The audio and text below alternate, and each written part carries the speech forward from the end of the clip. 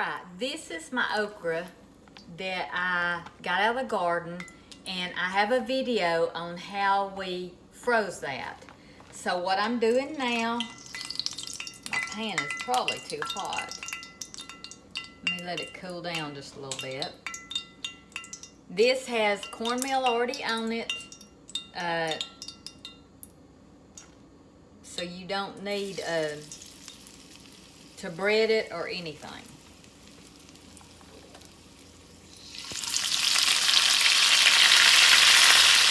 So this is cold, so you need to be careful and don't have your pan too hot. I just cut mine off till I get all this in.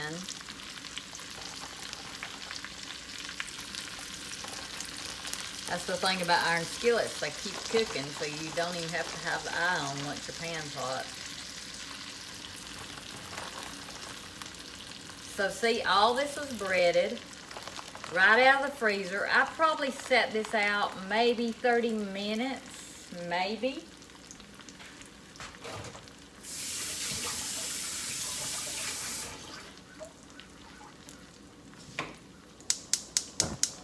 I'm gonna turn my stove back on. Now when I did this in the freezer bags from the garden this summer, I did not season them. So I am seasoning it now with salt and pepper.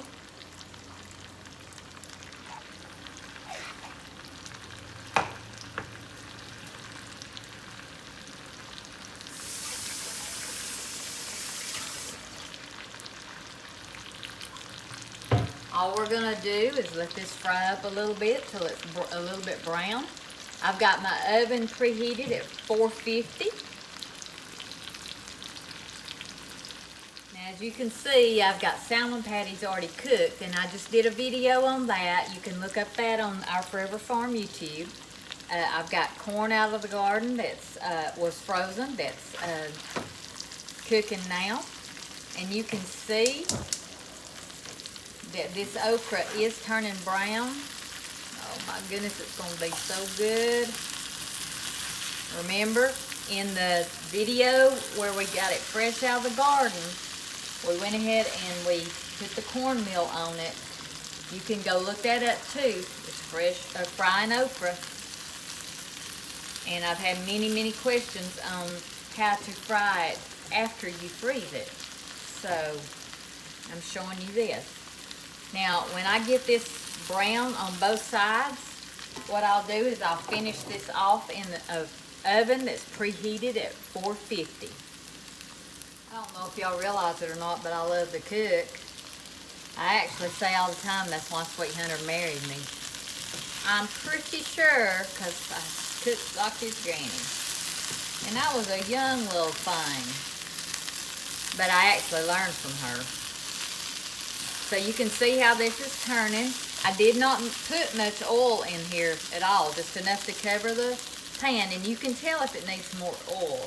But you don't want a greasy okra and you don't want a dry okra.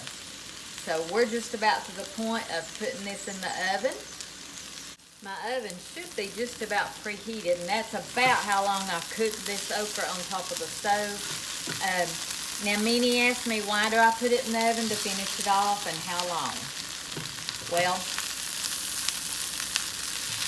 why do I put it in the oven to finish it off is because that's the way Sweet Hunter's granny taught me. That's the way she did it. I don't know. It makes it really convenient because you get it off the stove for other things. So this is to the point right here where I like to put it in the oven. But I will tell you this, that you can just fry this on top.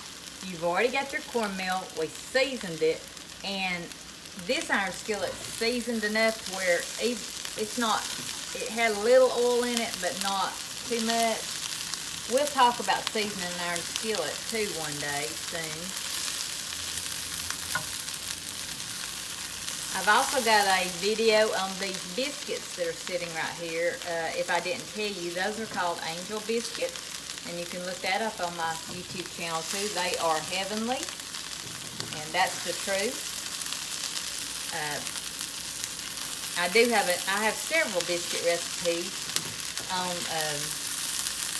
YouTube. One is called The Best Biscuits, and they are my favorite. And the other one is the White Lily biscuit recipe. And I know it by heart and can do that just quick. So my buzzer ought to be going off. I'm gonna go ahead and turn these off here. I'm gonna put this in the oven, and I'm probably gonna cook this another 10 to 15 minutes, and it'll be done.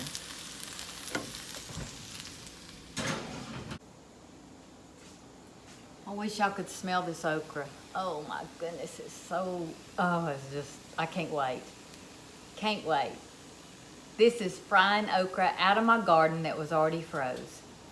So, go check out my biscuit recipes, my chocolate fudge pie recipe. It's actually chocolate fudge pecan recipe, video recipe. Also, you can go to lifeslittlegarden.blogspot.com and find out a few more things about us. And a little, it's a personal blog. And then cookingwithval.blogspot.com. I'm trying to update it with all my recipes, with the videos and everything. So, go cook something, fry some okra.